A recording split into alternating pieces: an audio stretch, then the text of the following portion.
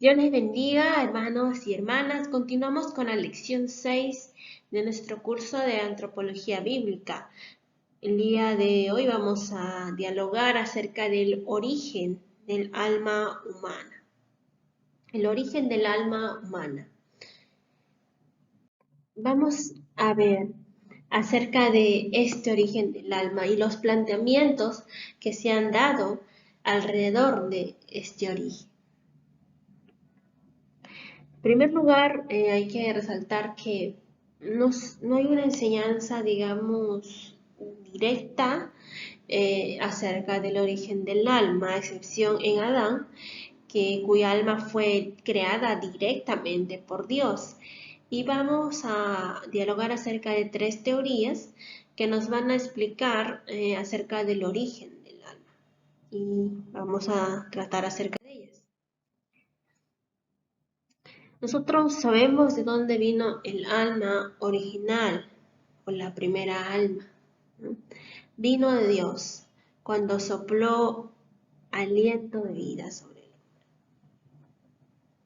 Dios tomó la forma material del hombre creado del polvo y al soplar su aliento el hombre llegó a ser un alma viviente. El alma y el cuerpo están estrechamente unidos y solo se separan con la muerte.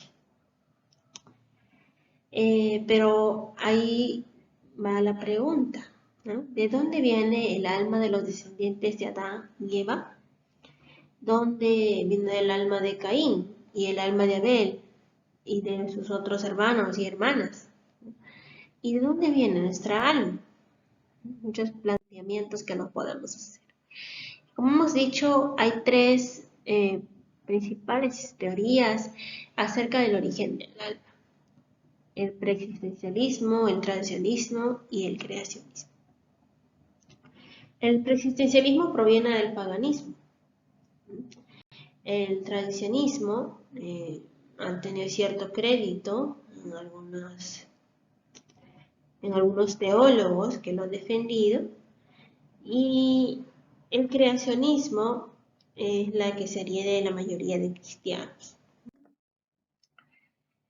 Vamos a hablar acerca primero de esta teoría de la preexistencia del alma o teoría preexistencialista.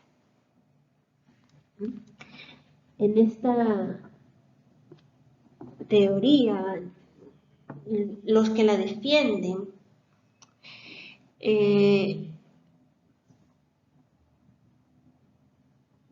afirman que sobre la base racional, sobre el conocimiento racional,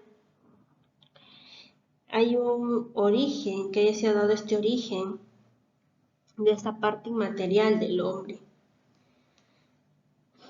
Y se plantean si fue creado, ¿no?, o si existió eternamente. Y vamos a ver algunos de sus planteamientos, ¿no? Para ellos se plantean esto y se inclinan más a la parte de que el alma, como ya se titula la teoría, preexistía, existía antes que cada persona pueda tener un cuerpo físico, existía aún antes. Esta es la postura de la teoría de la preexistencia.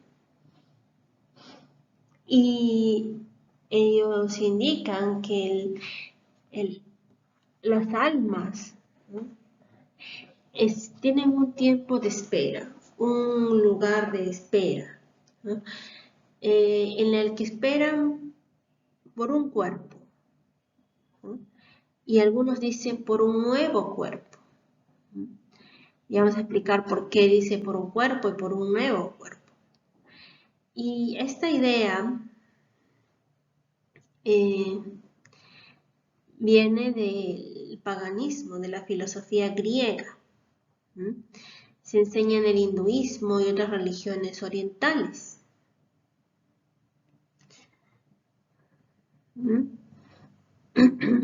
y vamos a ver por qué es lo que sostiene, qué es lo que defiende. Por ejemplo, uno de los principales defensores de esta teoría de la persistencia del alma fue Platón. Platón sostuvo esta teoría, la defendió. Platón era un filósofo ateniense del 427 al 347 a.C. Y él defendía esta preexistencia y también la transmigración del alma, que luego vamos a estar hablando un poquito más. Otro que defendía, otro representante de esta teoría es Filón de Alejandría, que era un filósofo judío del 13 a.C. al 54 después de Cristo aproximadamente. Y él se apoyaba también en los conceptos de Platón de la preexistencia.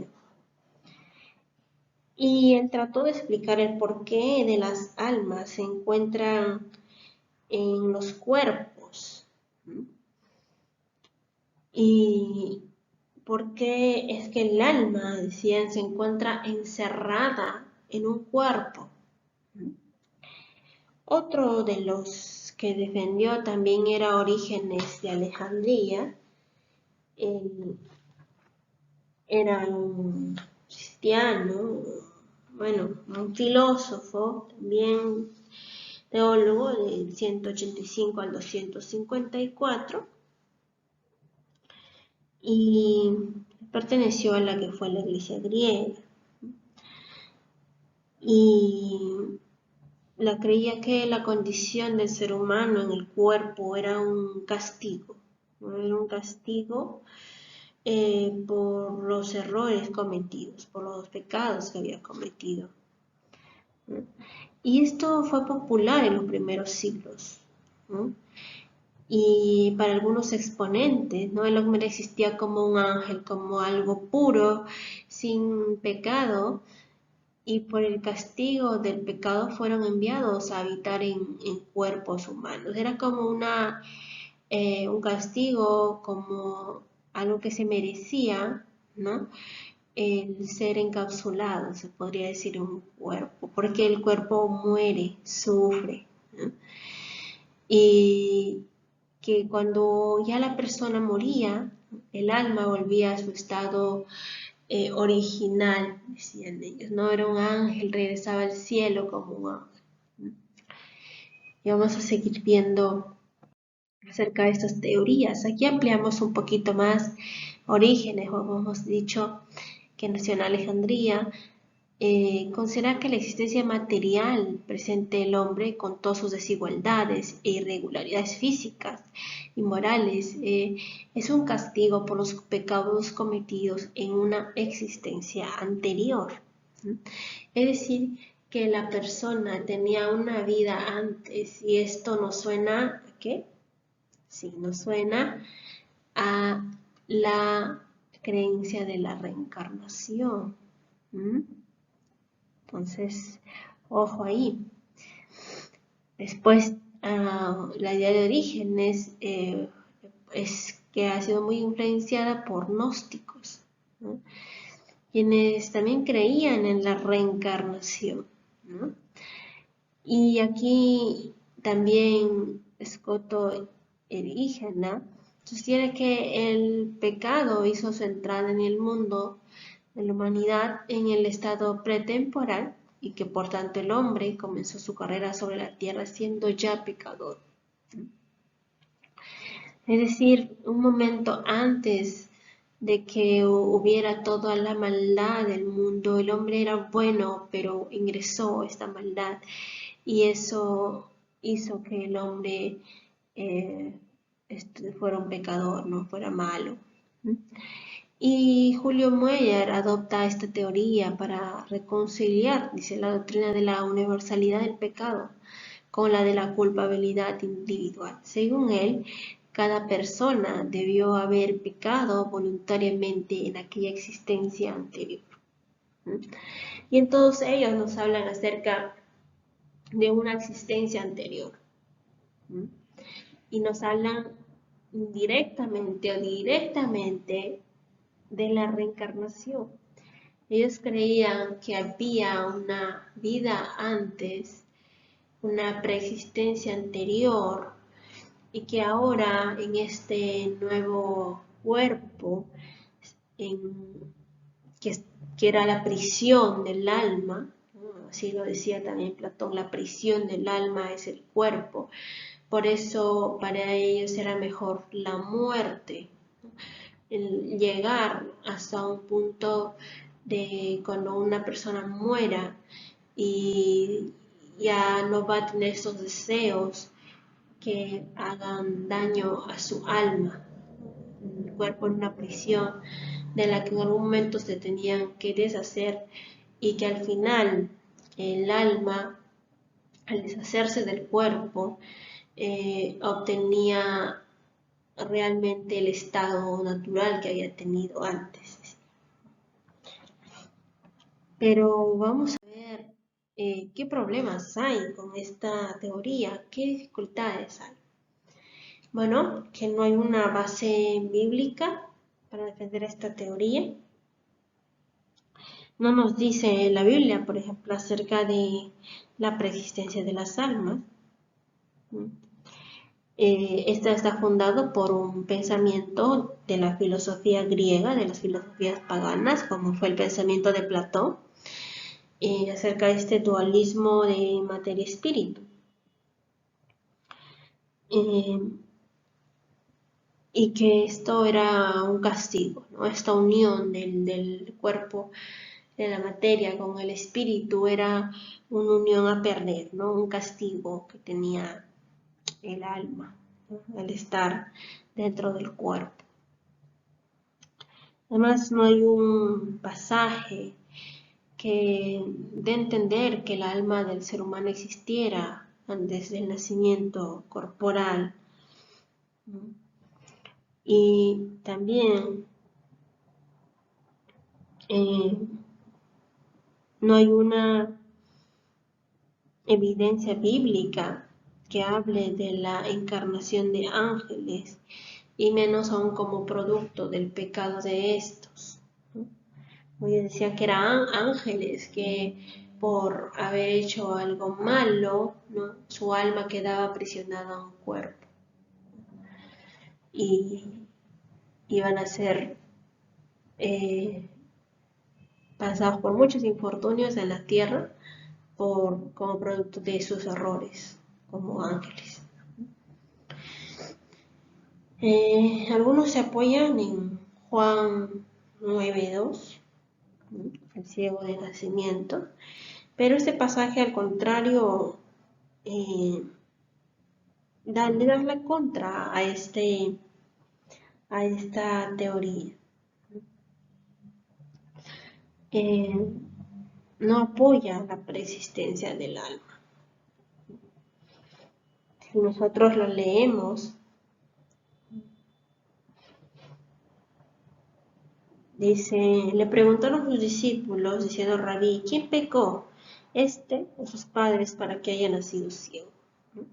Ahí mismo en el pasaje responde Jesús que no es que pecó este ni sus padres, sino para que las obras de Dios se manifiesten en él, ¿no? Y no hay un estado anterior en que la persona falló y ahora por eso está en este cuerpo pasando suplicios, dolor, sufrimiento, ¿no? Eh, Además, también cuando considera esto, hace ver al cuerpo, que es parte del ser humano, como algo accidental, hasta como algo malo, ¿no? Que el alma al principio se encontraba sin el cuerpo y luego recibió al cuerpo, luego le dieron un cuerpo y el hombre ya estaba bien sin un cuerpo, estaba mejor sin un cuerpo, estaba en un estado um, bueno, que hasta divino sin un cuerpo, pero que ahora el cuerpo lo, lo ata, ¿no? Lo ata a esta alma, ¿no?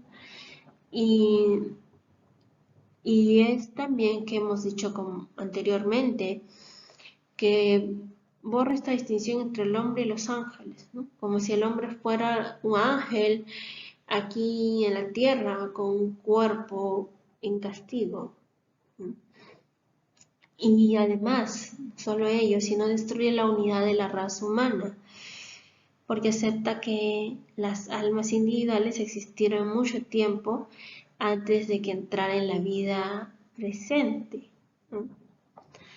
Entonces, no provenimos solamente de una sola familia, de un tronco común, de los primeros padres, sino que por ahí deambulamos como almas y que en algún momento se ocupó un cuerpo y ahora ya tenemos otro cuerpo, ¿no? Lo que defiende las religiones orientales acerca de la reencarnación.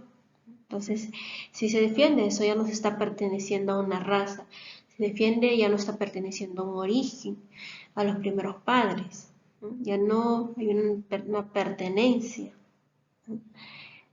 Y es totalmente diferente a la palabra de Dios. Además, no tiene apoyo en la conciencia del hombre. Eh, el hombre carece del sentido de una existencia previa. ¿No? No es que uno, como ellos dicen, recuerda sus vidas pasadas, ¿no? Hubo una vida antes que habitó tu alma otro cuerpo, ¿no? Sino eh, nosotros no tenemos un recuerdo, una experiencia de que ya vivimos anteriormente, ni tampoco ellos piensan, ¿no? Sienten que el cuerpo sea una bendición, ¿no? Lamentablemente lo toman como una prisión, ¿no? Y como un lugar de castigo para el alma. Y hay una separación, ¿no? Entre la unidad del ser humano, porque ellos consideran que el cuerpo es lo dañino, es como estar en contra de sí mismo, de una parte de sí mismo, ¿no? Y consideran una separación entre el alma y el cuerpo.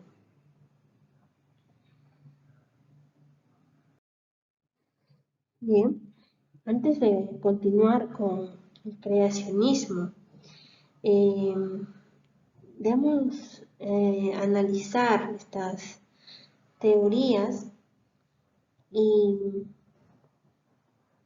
si vamos a ir a Génesis 1:31,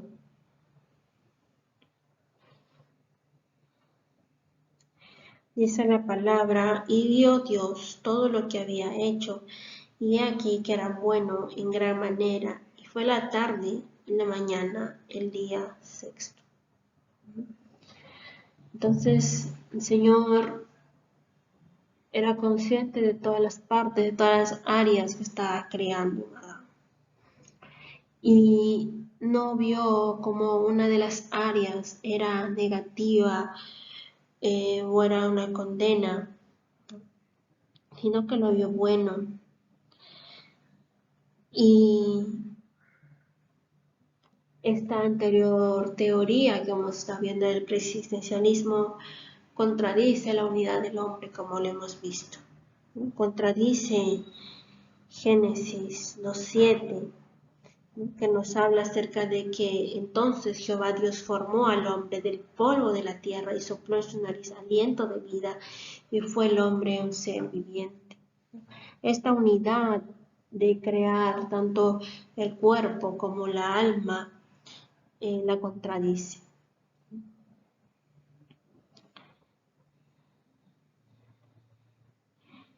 Y vamos a ver ahora acerca de la teoría del creacionismo, la postura creacionista, el origen del alma. sostiene que en esta teoría las almas son creadas directamente por Dios. Y esta alma, el alma es creada entre la concepción y el nacimiento. Cuando nace un nuevo individuo, una nueva persona, se está creando esta alma, ¿no? Y Jerónimo e Hilario de Pictarium fueron sus más prominentes representantes del creacionismo. El tiempo en que se ejecuta la creación del alma no puede precisarse exactamente. Por eso decimos que se cree que es mientras el ser humano se concibe y está en nacer en todo su periodo de vida intrauterina. Se cree esto, pero no podemos nosotros precisar exactamente en qué momento.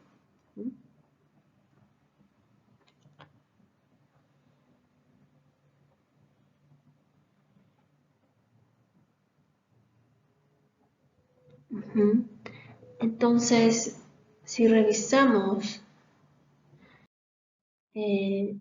acerca aún más del creacionismo, vamos a poder analizar que la teoría creacionista conserva el conocimiento de que el alma fue creada a la par del cuerpo. Y es una de las representaciones o de las maneras más dominantes de la escritura que el traduccionismo, que lo vamos a ver posteriormente.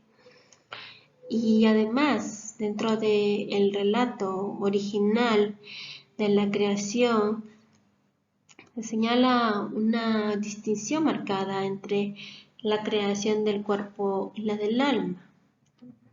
Es verdad que fueron creadas en Adán el cuerpo y el alma digamos que en ese mismo tiempo, pero hay una manera diferente, ¿no? Primero nos dice, Dios formó al hombre del polvo de la tierra, esta creación del cuerpo, y luego nos dice, sopló en su nariz aliento de vida, ¿no? Y fue el hombre, ser viviente. Entonces se puede relacionar, el cuerpo está tomado de la tierra, en tanto que el alma viene directamente de Dios. No es pura, pero lamentablemente luego también fue contaminada cuando entró, cuando pecó, ¿no? Cuando pecó, y esto fue afectado por la desobediencia de Adán, ¿no? Y vemos en la Biblia que se conserva esta distinción de el alma y el cuerpo. Y se distingue por sus maneras diferentes y también por sus orígenes diferentes. Si vemos Eclesiastés 12:7, vamos a leer Eclesiastés 12:7. Dice, y el polvo vuelve a la tierra como era, y el espíritu vuelve a Dios que lo dio. Nos distingue de dos maneras, dos formas, cómo es que sus orígenes son diferentes. El origen del cuerpo es la tierra y por otro lado el origen del alma proviene de Dios. Vamos a leer otro pasaje que está en Isaías 42, 5. Así dice Jehová Dios, creador de los cielos, y el que los despliega, el que extiende en la tierra sus productos, el que da aliento al pueblo que mora sobre ella, y espíritu a los que por ella andan. Aquí observamos esta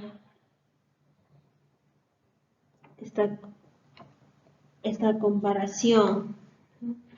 El Señor nos habla como nuestro Señor formador, creador de todo lo que hay, ¿no? De los cielos, el que lo despliega, el que extiende la tierra, sus productos, el que nos da esta productividad de tierra. Y dice aquí, el que da aliento al pueblo que mora sobre ella. Recordamos que leímos en Génesis que él sopló aliento y el hombre fue vivo por el Señor, ¿verdad? Y ahora acá nos dice que da aliento al pueblo. Acá nos puede revelar que el Señor da este aliento, esta vida y este espíritu a todas las personas, ¿no? Dándonos a entender que Él es el que brinda el alma a todas las personas.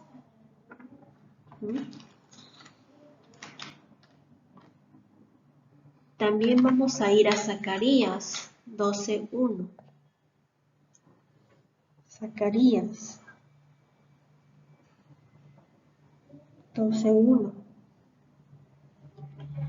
Nos dice profecía de la palabra de Jehová acerca de Israel. Jehová que extiende los cielos y funda la tierra y forma el espíritu del hombre dentro de él, ha dicho.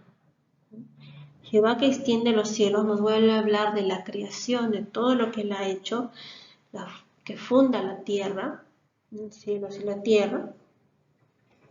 Y dice, y forma el espíritu del hombre dentro de él. Es como que el Señor está diseñando esa parte inmaterial de nosotros, el espíritu del hombre. Y Hebreos 12:9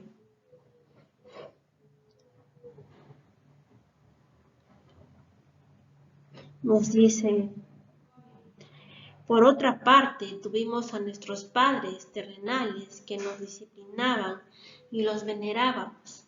¿Por qué no obedeceremos mucho mejor al Padre de los Espíritus?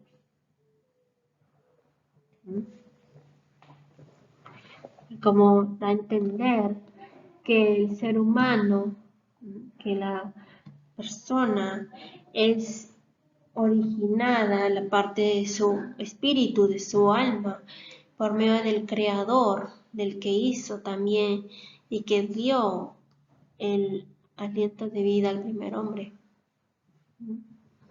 Luego lo vamos a comparar con Números 16:22.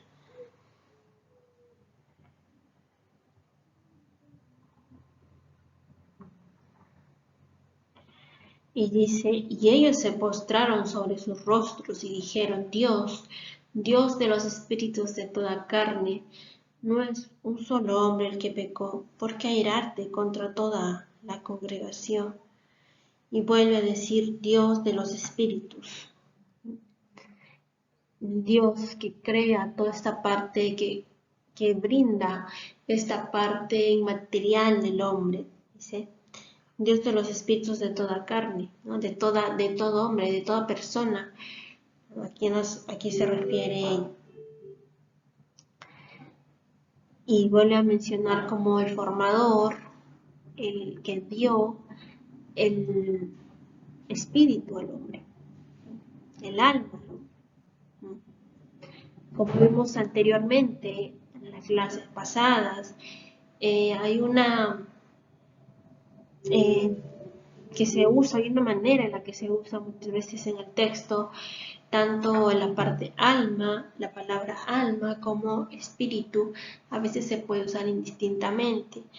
Y en este caso también ahí está ocurriendo ello. Algunos dicen espíritu y otros dicen las almas. Pero coinciden en que Dios, esta postura del creacionismo hace mayor justicia a la presentación escritural de la persona de Cristo. Cristo fue verdadero hombre, con una verdadera naturaleza humana, un cuerpo verdadero y un alma racional. Nació una mujer, fue hecho semejante en todos nosotros y no obstante, sin pecado. ¿Mm?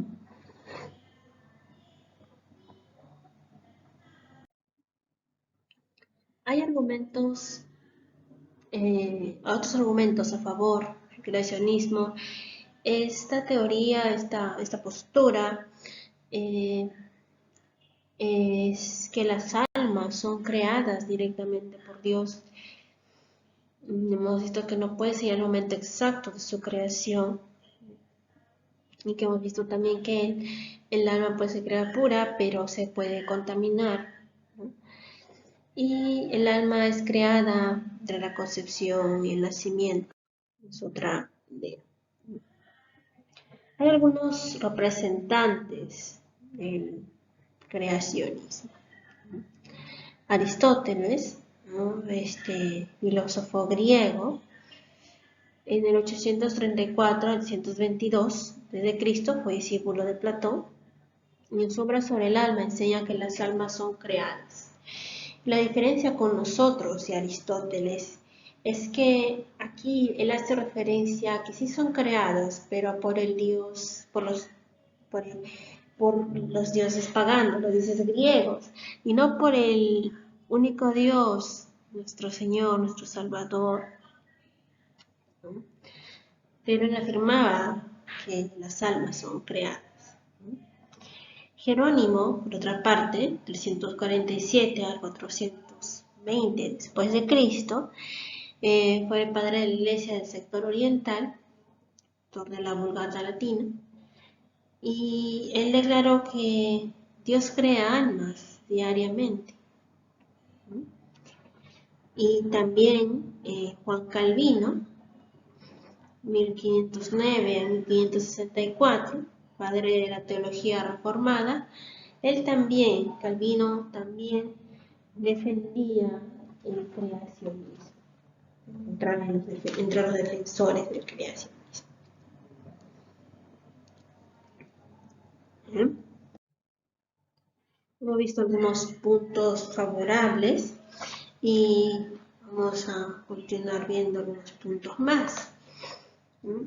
Hemos visto ya con los pasajes anteriormente leídos que se conserva la distinción entre la creación del cuerpo y del alma, como lo hace la Biblia en esta postura, y el argumento más fuerte de esta teoría es la originalidad irrepetible de cada persona. Cada persona es original.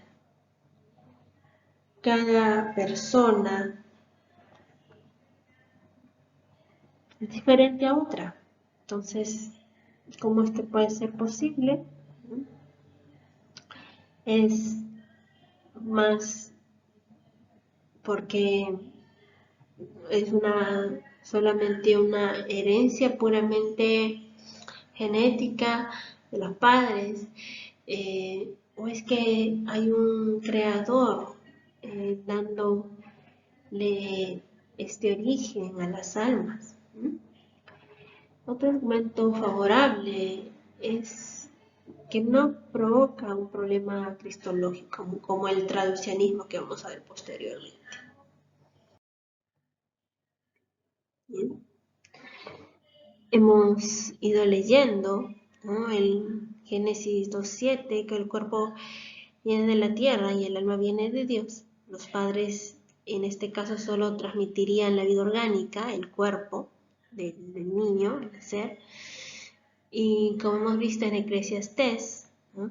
El cuerpo huele a la tierra y el alma a Dios. En Isaías, que Dios da espíritu, el alma. En Zacarías, que Dios forma el alma dentro de él. Y en Hebreos 12:9, que Dios crea el alma. Entonces, el creacionismo reconoce que el alma es inmaterial, mientras que el traduccionismo, que lo vamos a ir también estudiando, sostiene una desviación de esencia en contra de la simplicidad del alma. El creacionismo puede explicar la cristología, ¿no? De que Cristo vino en un cuerpo, pero con un alma, ¿no? Sin pecado, ¿no?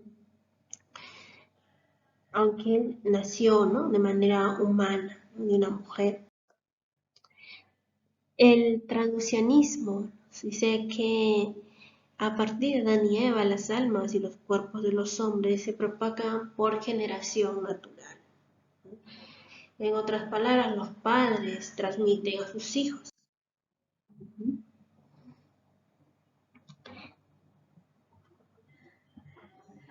Y en este sentido del traducianismo, vemos que en la Iglesia de Occidente esta teoría fue bastante aceptada, fue ganando influencia y también de acuerdo con esta teoría del traducianismo, con este concepto del alma, tanto como el cuerpo del hombre, se origina por medio de una propagación. Esta y la teoría realista, esa teoría del traduccionismo y la teoría realista, se unen para afirmar que la naturaleza humana fue creada totalmente por Dios y que constantemente aumenten el número de individuos conforme la raza humana se multiplica. Tertuliano, ¿no? Dice que fue primero en afirmar esa teoría del traducianismo y bajo su influencia siguió ganando aceptación en la Iglesia norafricana y en la de Occidente. Parecía que se acomodaba mejor con la doctrina de la transmisión del pecado, doctrina esta que estaba en boga en aquellas regiones. León el Grande la denominó la enseñanza de la fe católica. Y en Oriente no encontró una aceptación favorable. En el traducianismo, Pedro Lombardo dice, la Iglesia enseña que las almas son creadas al momento de su infusión en el cuerpo. Tertuliano de Cartago, como hemos visto, adoptó al traducianismo.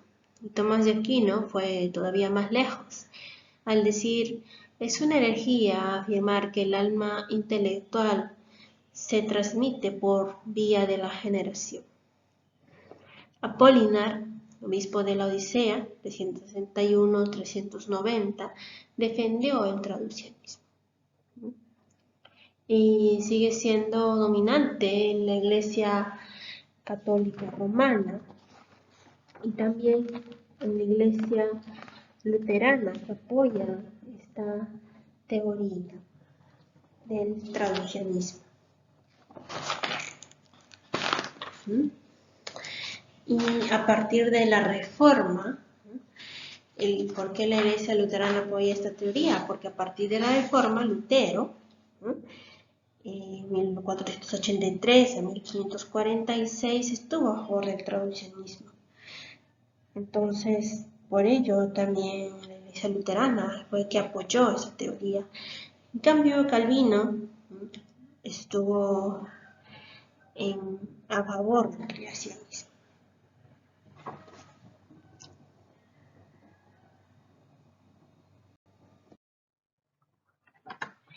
Vamos a ver algunos argumentos a favor de esta teoría del traducianismo. Se dice que favorece la presentación escritural. Y vamos a ver por qué se dice de esta manera. Dice que Dios solamente sopló una vez en las narices del hombre el aliento de vida y luego dejó al hombre la propagación de su especie. Génesis 1:28, Génesis 2:7. Y vamos a ver qué dicen los pasajes bíblicos. Génesis 1:28.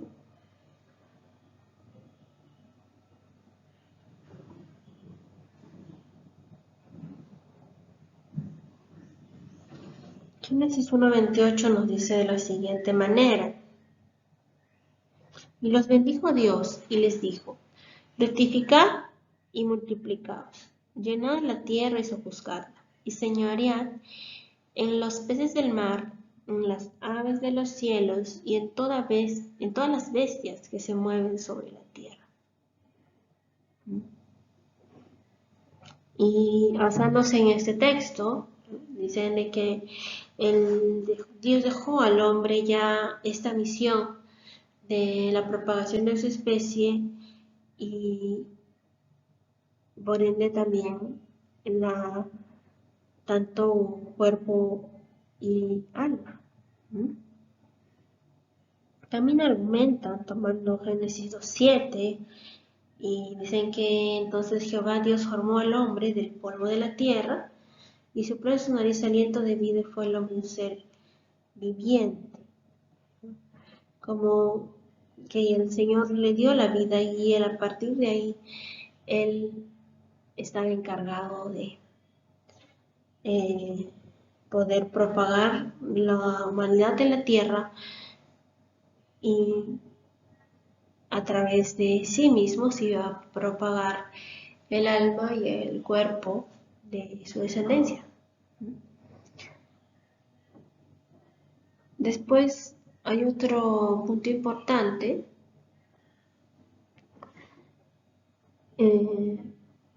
acerca del alma de Eva, ¿no? La creación del alma de Eva estuvo incluida en la de Adán, ¿no?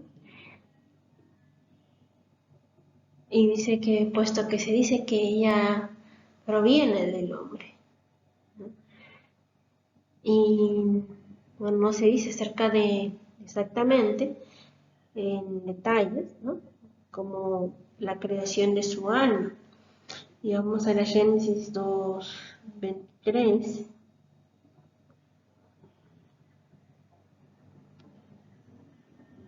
Dice, dijo entonces Adán: este es ahora hueso de mis huesos y carne de mi carne, esta será llamada varona porque del varón fue tomada.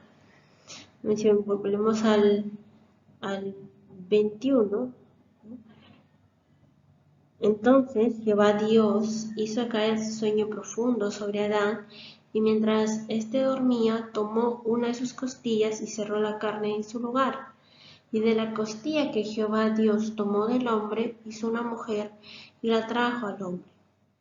Dijo entonces Adán: este es ahora hueso de mis huesos y carne de mi carne. Esta será llamada varona, porque del varón fue tomada. ¿No? Y nos habla de su formación física, ¿verdad? La formación física de Eva. Y no menciona, ¿no?, el alma de Eva, así como mencionaba en Adán, que sopló aliento de vida. Y después nos indica que en este sentido su alma, ¿no?, provenía del hombre, ¿no?, porque fue creada a partir de él. Interesante. Después nos dice que Dios cesó el trabajo de la creación después de haber hecho al hombre. Génesis 2:2.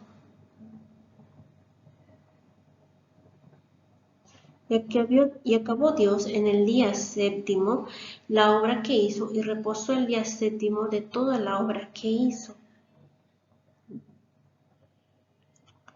Y el 13:6, bendijo Dios al día séptimo y lo santificó porque en él reposó de toda la obra que había hecho la creación. Y como dan a entender que si el Señor cesó en ese tiempo de la creación, ya no tendría que estar creando las almas de cada humano, de cada persona que van haciendo.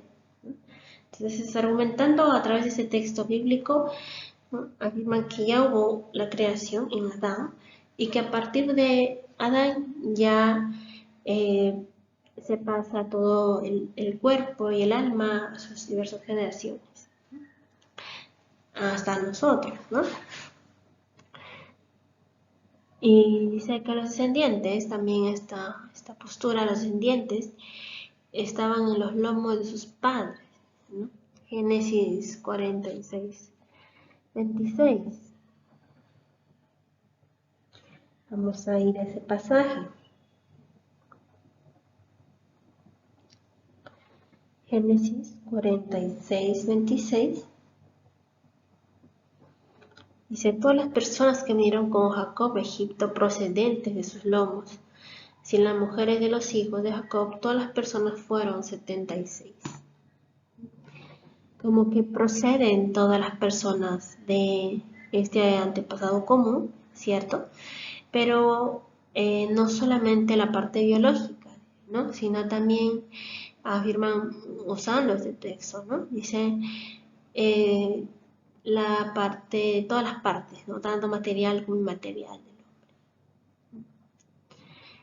Y si comparamos con otros versículos,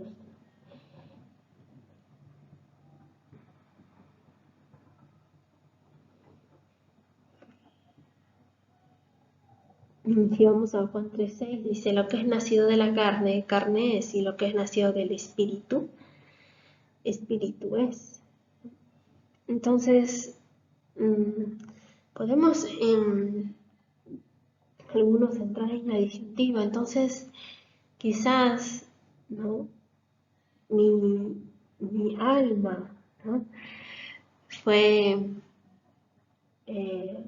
formada por mis padres, o cuando yo estaba en el vientre materno, mi alma y fue colocada, ¿sí? Por otra parte, si vamos a Juan 1:13, dice, los cuales no son engendrados de sangre, ni de voluntad de carne, ni de voluntad de varón, sino de Dios, ¿no? Y nos da como en esos versículos, ¿no? Nos dice, nos puede hacer dudar, ¿no? En los versículos anteriores que hemos leído de Génesis 46:26, de los lomos de sus padres, de que proviene todo, tanto cuerpo, espíritu, proviene de los padres.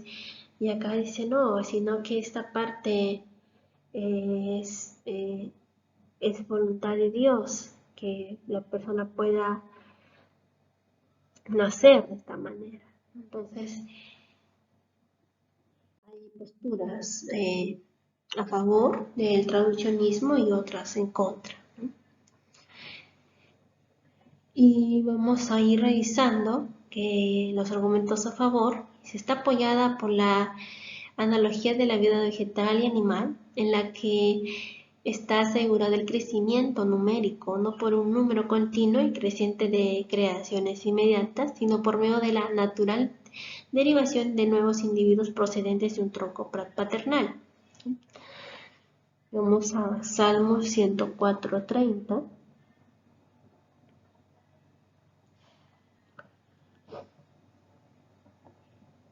Dice, de este espíritu son creados y renuevas la faz de la tierra. Dando a entender que el Señor puede dar la orden de que todo sea creado, pero al final Él es el que da la orden, pero hay un aspecto de creación del ser humano, ¿no?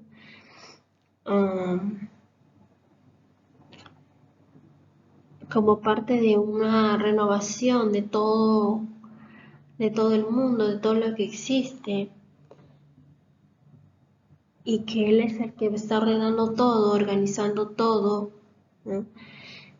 Eh, dando, dando lugar a todo lo que exista. Y ahí algunos argumentan que si el Señor es el que da origen a todo, es el que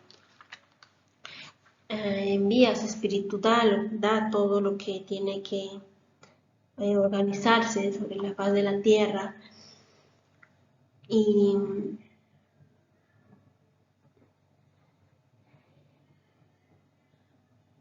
y Él es el que digamos, lo configura así.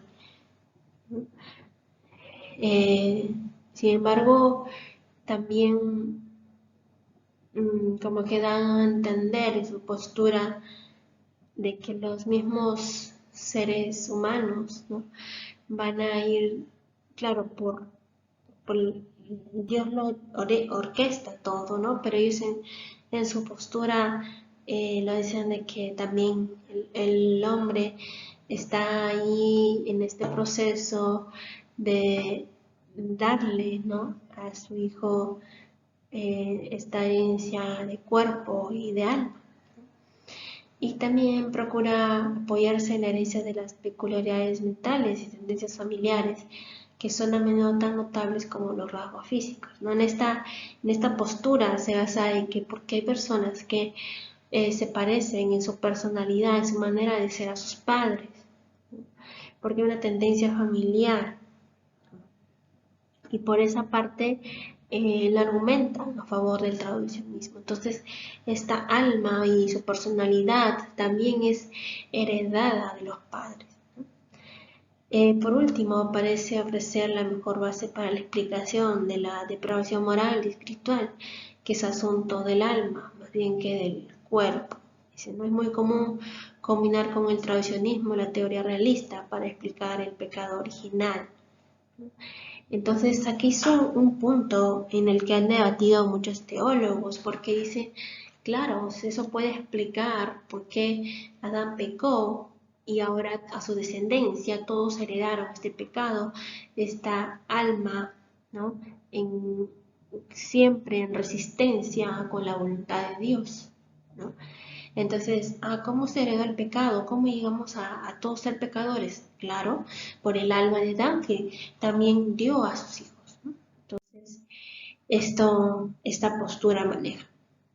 Por otra parte, ¿qué problemas puede haber con el traduccionismo, ¿no? La propagación del alma, ¿no? Implicaría que el alma de un niño de alguna manera se separa del alma de sus padres. Todavía aún más surge una pregunta difícil de explicar o de responder, ¿no? ¿De dónde viene el alma del niño? ¿Del alma paterna o de la alma materna? ¿O viene de los dos? Si viene de los dos, ¿no resultaría un compuesto? Eh, los traduccionistas, los que defienden esta postura, ¿no? Defienden que hay un único tronco por el que viene el alma y el cuerpo de la persona. Pero si es que es una herencia, si es que se toma como una herencia, sería de los dos padres, ¿no?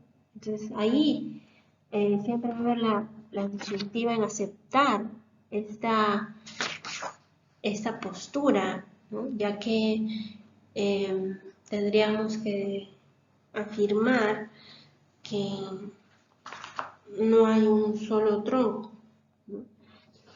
Eh, el alma no puede dividirse, no puede una parte del alma del papá y otra parte del alma de la mamá dividirse.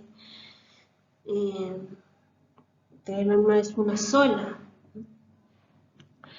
Entonces, si se considera estas dos almas, ¿no?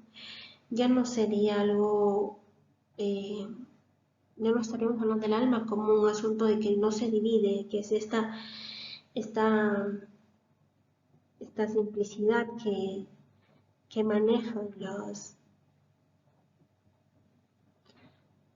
eh, que se maneja de la simplicidad del alma, ¿no? Que no se divide, sino que si es que se afirma esto de la herencia, tendríamos que decir que esto ya no viene a ser simple, sino ya viene a ser algo compuesto.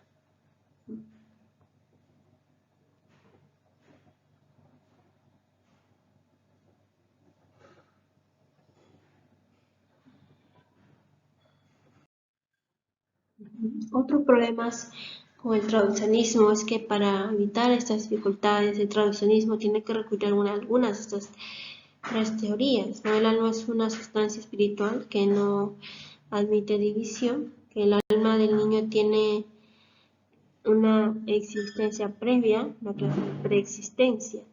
Y si se admite la preexistencia, ¿no? Entonces se estaría admitiendo también la primera postura que estuvimos dialogando sobre el preexistencialismo, y esto sería más cercano con una postura de reencarnación, lo cual no está a favor de la palabra de Dios en esta postura de reencarnación, y que el alma está potencialmente presente en la simiente del hombre, de la mujer o de los dos, ¿no? Lo cual ya es materialismo. Entonces, esas son las contrariedades del traduccionismo. Por otra parte, también que el alma se produce, se crea de algún modo por medio de los padres, ¿no? Entonces los padres serían los creadores del alma de su hijo, ¿no? Y hay otra confusión al respecto, ¿no? Aceptar o no esta postura con esta imagen que se da al padre del creador, al padre y a la madre, de creadores. Y la teoría del traduccionismo da por hecho que después de la creación original Dios solo obra inmediatamente, ¿no? Es como decíamos anteriormente, como quien orquesta todo, da la idea, pero ya no hay una obra creativa de Dios, cesa la obra creativa de Dios, ¿no? Y entonces, ¿cómo es que nosotros podemos entender que hay, sí, el actuar de Dios si no confiamos en esa obra creativa que va haciendo Dios, ¿no? Entonces, esas son las dificultades de aceptar esta teoría. Bueno, algunas conclusiones. Se debe ser bien cuidadoso al hablar sobre este tema del origen del alma, ¿no? La Biblia no hace una afirmación directa respecto al origen del alma del hombre, salvo en el caso de Adán. Recordemos que en Eva no menciona cómo es que le dio el aliento de vida, el soplo de vida. Los pocos pasajes que se citan como favorables a una teoría y a otra pueden ser quizás validados, entre comillas, para alguna, pero no hay una, no debemos tratar de, con nuestra humana sabiduría, adaptar lo que está escrito a nuestras propias posturas, ¿no? Eso, ojo con eso, porque se ha llegado a muchos teólogos a adaptar cuál es su postura a favor y buscar quizás el texto bíblico, y ahí no estamos haciendo un buen análisis del texto bíblico, ¿no? Que llamamos exégesis, sino una eisegesis, un mal análisis, un incorrecto análisis, y aún quizás podemos tergiversar la palabra. Tenemos que tener cuidado con ello. Por ello, algunos teólogos eh, consideran que están a favor de estas dos últimas teorías, del traduccionismo y del creacionismo, y las validan desde sus puntos de vista, ¿no? Tengamos siempre en cuenta que no podemos adaptar las posturas a la palabra, ¿no? No podemos adaptar la palabra a las posturas. Tenemos que, por el contrario, que la palabra misma nos hable para no errar, ¿no? Dios les bendiga, muchas bendiciones, y ya estaremos viéndonos, conversando en la siguiente clase.